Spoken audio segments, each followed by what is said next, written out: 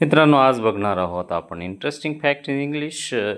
सर्वात लहान वाक्य इंग्लिशमधील आय ॲम आहे आणि हे 2 शब्दांचं वाक्य इंग्रजीतील पूर्ण वाक्य आहे. नेक्स्ट बघूया आपण.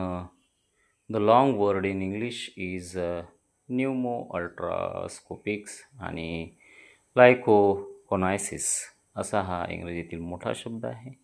Next, missing alphabet fact. While writing English numbers from 1 to 999, the letter A never appears even once.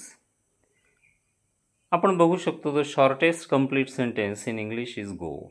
व इंग्रजीमधील सर्वात लहान वाक्य गो आहे.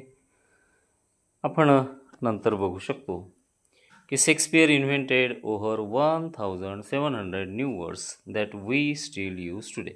आजही आपण हे शब्द 1700 शब्द वापरतो.